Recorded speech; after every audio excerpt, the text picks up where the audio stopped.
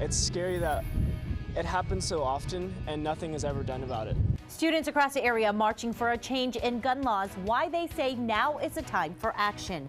And hundreds of thousands of people marching in our nation's capital, how the student movement reached across the nation and worldwide. Live, local, late breaking. This is 4029 News at 6. And we are following breaking news right now. The LaFleur County Sheriff confirms a wildfire is out of control, causing them to evacuate the community of Whitesboro, Oklahoma. About 35 people live here, according to the sheriff. He says that they are moving residents to a designated safe area at a local church. He says the fire moved across the Arkansas border and that local and state crews are on the scene. Good evening, everyone. I'm Una Lee. And several hundred students in our area and hundreds of thousands of people across the nation took part in the March for Our Lives rally today. Students gathered in the Bentonville Square, on the steps of the Sebastian County Courthouse in Fort Smith, and in downtown Springdale. Hundreds of thousands of people showed up for the National March in Washington, D.C., including some students from Marjorie Stoneman Douglas High School in Florida. They were the ones who came up with the idea for the march after 17 people died in the Valentine's Day shooting. National organizers say the goal is to get stronger gun laws in the U.S., and we will have more on the rallies here and around the country in a minute. But first, let's take a live look outside right now. Fayetteville, look how pretty it is from our Chancellor Hotel camera. And what a beautiful day it was today. 4029's Taylor Pinnell is here with our Get Ready weather forecast. Yeah, it was an absolutely gorgeous Saturday afternoon out there. Temperature-wise, made it to the 70s northwest Arkansas. Cooled it back a little bit now. We had a cold front seeking through the area. It's now making its way through. Still the upper 70s to near 80 in the River Valley area. So a nice afternoon for us here today. As we go throughout the course of this evening time, though, with that cold front moving through, there's going to be some cooler air, a little bit chillier tonight. 10 o'clock looking at temperatures in the 50s. I think that cloud cover does increase as we go throughout the course of the evening time here. 7 o'clock tomorrow morning, I think some in northwest Arkansas could start in the upper 30s to right around that 40-degree mark. So it will be a little bit chillier for us. And in the River Valley, temperature-wise, you're looking at temperatures in the 60s by 10 o'clock, and going into your Sunday morning, temperatures will be in the mid-40s. So a little bit of a chillier start. Rain chances increase throughout our Sunday. We'll have details on that here in a few minutes. All right, Taylor. Well, now to the day's top story. The March for Our Lives rallies held across the country. Bentonville police say about 450 people were on the square today at noon, most of them in support for the student-led March for Our Lives rally. 4029's Jamie Weiss joins us live from the square. Well, Una, overall today's rally was peaceful. Student organizers for the March for Our Lives gathered right here on the Bentonville Square, but police were blocking off the roads and Second Amendment advocates were rallying from the other side of barriers. This event is not about them, it's about the students. If we engage them, we give them the power to change the narrative. Not today. Families from all across northwest Arkansas are rallying together in Bentonville. I am here to support the students. We want common sense gun laws and to ban semi-automatic rifles. I hope that there's no more school shootings and that we're safe at school. The rally lasted nearly an hour and a half. The crowd silent for 19 of those minutes to remember the 19 people killed this year from gun violence in schools. It was profound. You know, you may be being silent for 19 minutes out of your day, but they're silent, their whole lives. They can't continue. Many of the students' parents showed up to support their children. I just think it's an awesome generation, and I'm very proud of them. And the students raised their voices to unite the crowd, urging the community to fight for school safety.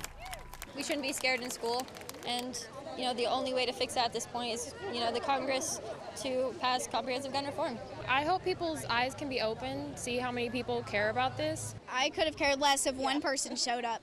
As long as this point is getting across to somebody, that's what we're trying to do.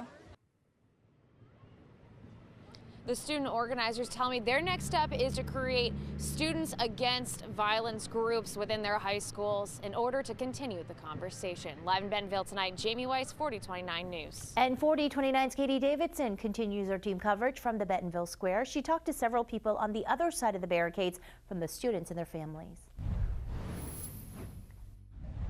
We told you about Shield Wall Network, a white nationalist group that believes today's rally by the students was an attack on the Second Amendment. That group, led by Arkansas native Billy Roper, chanted, at times yelling at people attending the rally. Well, the Second Amendment says shall not be infringed. That doesn't mean unless a bunch of kids cry on TV, then it can be infringed. It says shall not be infringed. That is not really open to debate or discussion. But several of the people there supporting the Second Amendment have nothing to do with Roper's group and do not share those white nationalist beliefs. But they say they are strong supporters of the right of Americans to bear arms. Pro-Second Amendment. You heard from Ian Wilson earlier in the week, a pro-gun Fayetteville resident. I wanted to read a sign and use the sign as to start the conversation and have the honest dialogue.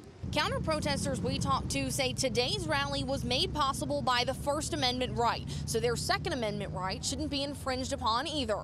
All of our amendments are important. The First Amendment allows these kids or their parents or whatever to gather here. It allows me to do the same. But the Second Amendment is equally important to our country and to our culture. The Second Amendment's what built this country. I'm an old Marine. The first person you're going to call when you get in a fix is somebody with a gun. When we spoke with Wilson earlier in the week, he told us he frequently open carries around the area. But today, he tells us hearing from the other side was more important. I'm okay with putting my gun down today to have a conversation. Katie Davidson, 4029 News. In Springdale, over 100 attended the rally in downtown. The event started in downtown Springdale at 10 as students and their families came together in support of school safety and gun control. Speakers talked before the crowd marched through downtown Springdale. They held signs in solidarity with the Parkland School students and demanded legislators take action. 18-year-old Harbor High School student Caleb Casey organized the rally and says a tragedy like what happened in Parkland could have happened anywhere. I realized how easily it could have just been my school, it could have been Springdale High School, it could have been any of the other schools around here.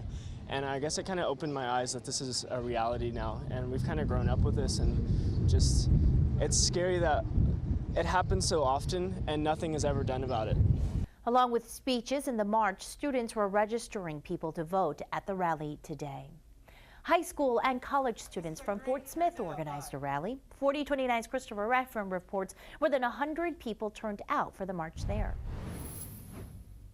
Today on the lawn of the Sebastian County Courthouse, protesters gathered for Fort Smith's March for Our Lives. We're really happy with the turnout today. We're glad everyone showed up. Students gathered alongside community members and parents. The students are the ones organizing this, but Moms Demand Action really wanted to come out and help support them. The protest opened with a moment of silence, followed by a range of speakers. It was mainly students, but at the end, organizers gave anyone who wanted to speak a chance to express themselves on the microphone. A lot of students don't like crowds, they don't like talking in front of people, so we decided to implement the kind of open mic session. Southside High School senior Barrett Weidman was among those who decided to speak, talking about the impact she and her classmates are already having. I think we're definitely capable of bringing change because we have to a small high school setting, so I think we could to a city and hopefully nation setting. The speakers urged protesters to register to vote and to support what they called gun sits candidates in upcoming elections. Not everyone has to agree on what they think the right solution is, but as long as we actually have meaningful change, something that happens, something that actually does make our school safer, it's a good thing. After the speakers finished, the group marched down Garrison.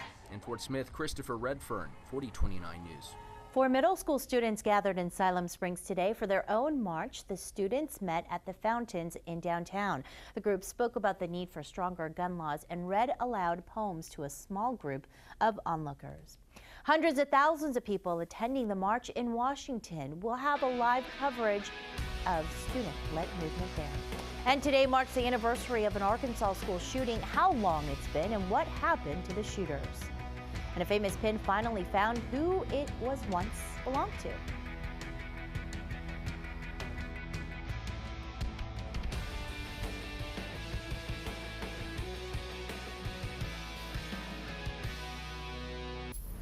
In Sacramento, a different kind of event took place. People protested after officers fired 20 shots at unarmed 22-year-old Stephen Clark. Police say Clark was holding a cell phone and was shot in his grandmother's backyard.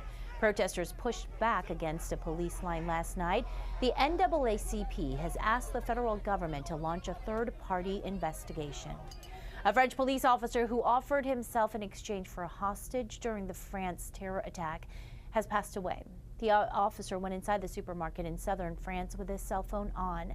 Officers outside monitored the call until they heard gunshots and rushed inside, killing the suspect. The officer was badly injured and later died at a hospital. At least 4 people were killed in this attack. Police say the suspect claimed he was a soldier for ISIS. The White House announced a new policy to ban most transgender people from serving in the military. The rules disqualify, quote, transgender persons with a history of diagnosis of gender dysphoria. President Trump recalling his previous policy to issue this new one, as transgender service member says this plan hurts those already serving. And before kicking anyone out or saying that we couldn't serve, you have to realize that we're already serving, we have been serving, and we're just as qualified as anyone else. The new ban exempts people who, quote, do not require a change of gender and those who have been, quote, stable for 36 months in their biological sex prior to accession. The ACLU calls the plan reckless and unconstitutional. Judge Parker's missing pin has been recovered. Fort Smith police say the gold and diamond pin was stolen from the Fort Smith Museum of History. The pin was Judge Parker's tie pin. Police say they are investigating the theft and are not releasing any further updates. Now, the movement sparked by tragedy brings hundreds of thousands of people to the nation's capital. Hear the message organizers want to get out from today's March for Our Lives. And this is aerial footage of demonstrations in Seattle, Washington. We'll be right back with more news.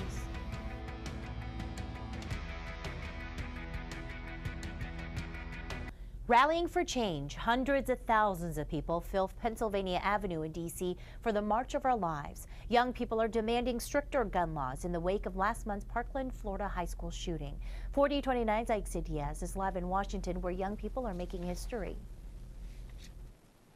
Una, for 3 hours today, students took the stage here in Washington to share stories of survival and demand from lawmakers that they take action on gun control.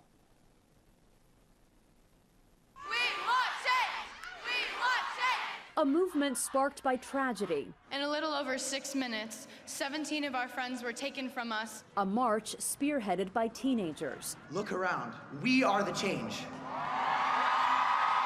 Parkland students, young activists, celebrities, and Americans, young and old, coming together to speak out against gun violence. This issue frightens me every day. To think about possibly getting shot to go to school. Like, my little sister's 5. She shouldn't have to worry about stuff like that. Marchers calling on Congress to pass stricter gun laws. We've been fighting for this way too long and nothing has changed, and we need change now.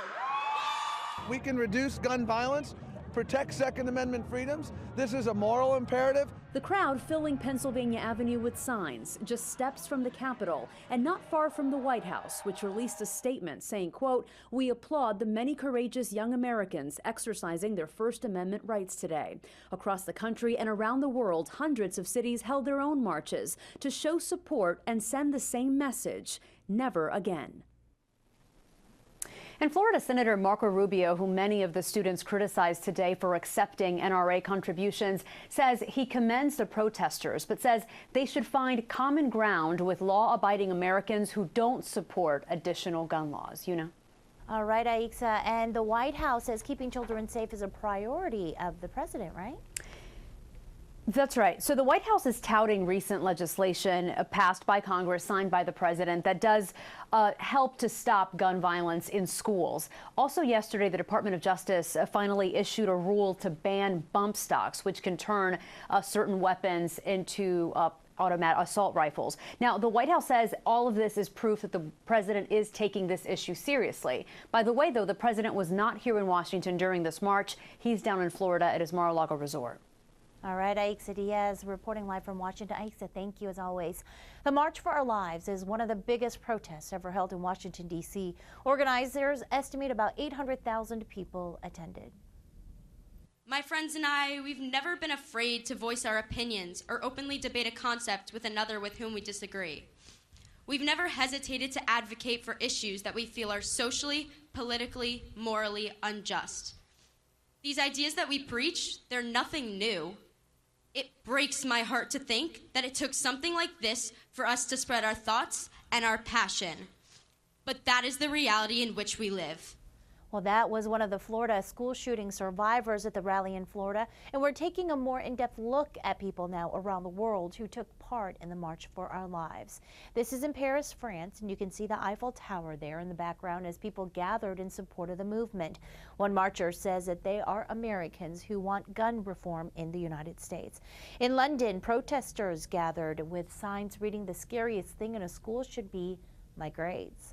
In Madrid, Spain, people stood in solidarity with the marchers here in the United States. Demonstrations were among 800 going on around the world. The March for Our Lives falls on the 20th anniversary too of the deadly Jonesboro school shooting, where two students killed, one teacher and 4 other students. 10 others were wounded in the attack, and Mitchell Johnson and Andrew Golden were charged with the murders and were in prison until they turned 21. And let's take a live look outside now, and this is what we're looking at. How beautiful has it been today? Just a little bit windy though. 4029's Taylor Purnell says tomorrow it's going to be a different kind of story. Taylor, we're about to see some rain, aren't we? Yeah, unfortunately tomorrow's not looking maybe as nice as what it was today. That cloud cover is going to increase tonight there, but you can see most of the area experiencing some sunshine. Do have some cloud cover like right along Interstate 40 almost, kind of following that area. Otherwise, a lot of sunshine today. Temperature-wise, though, we've cooled it back a little bit northwest Arkansas. I mentioned the 70s today. A cold front's moving through, though. Temperatures now in the mid to upper 60s. River Valley still pretty warm, mid to upper 70s. Some folks today even made it to 80 degrees. So a nice Saturday afternoon. Tomorrow that changes, so a little bit cooler in the afternoon and rain chances as well. Tomorrow morning, expecting around a 20% chance for that shower. Those showers will begin to develop around midday, and then scattered showers and storms possible in the afternoon.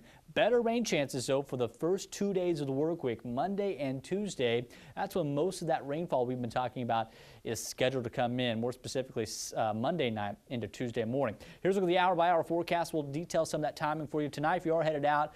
A little bit cooler than last night, still not too bad if you're staying out through about 10 o'clock this evening.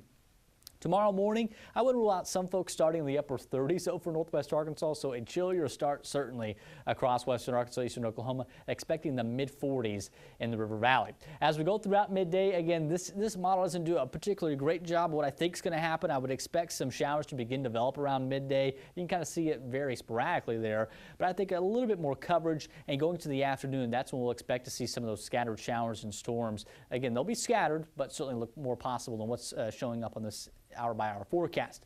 Monday morning, though, again, we're expecting to see some of those scattered showers and storms out there going throughout Monday afternoon, Monday evening. That's when the best chances of rain are going to arrive. We're looking at Monday afternoon, a lot of showers and storms moving through, more specifically throughout the evening time frame into Tuesday morning. Some of those storms could be strong to severe. The main concern we have is going to be any hail. These storms look like the instability is a little bit more elevated. Here's a look at the Storm Prediction Center outlook for Monday. You can tell marginal risk for eastern Oklahoma, parts of western Arkansas, that slight risk into our area as well. So we can't rule out that maybe that strong to severe storm on Monday, and even tomorrow on Sunday. It looks like it's possible, but I think they'll stay kind of near that severe limits if we do get a strong storm going. Most of them just showers. Rainfall totals, you're looking at 2 to 4 inches across most of the area throughout these next few days. So the rainfall amounts have dialed it back a little bit. That's, of course, the great news. However, heavy rain and still some flash flooding could be possible. Impact days are going to be Sunday, Monday, and Tuesday for the River Valley. Temperature is going to be cooler tomorrow,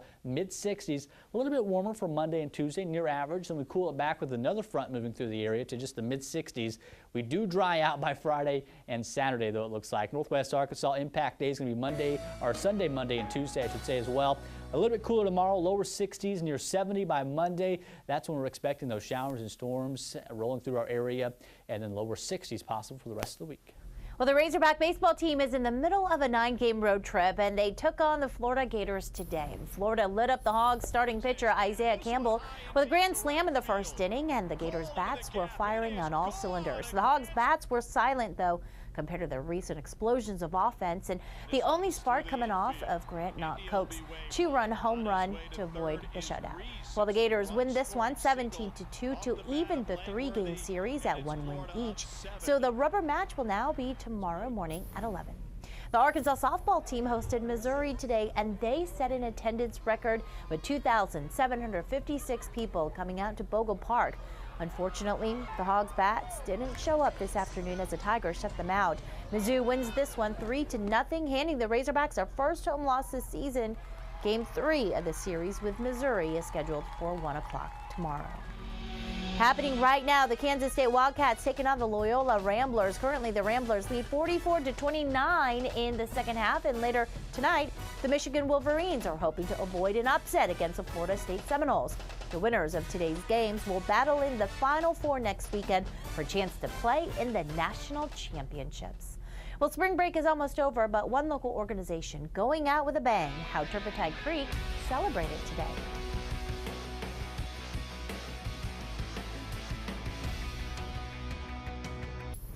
Well, today was a perfect day to fly a kite. Lots of people came out to Turpentine Creek to take part in their 28th annual Kite Festival. Attendees were able to create and fly kites, and there were even a few professional kite flyers like this one. That event was completely free, but money for general admission and anything bought from Turpentine Creek goes straight to the refuge.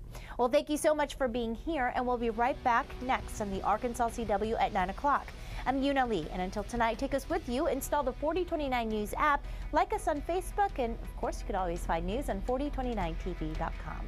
Have a good day. We'll see you soon.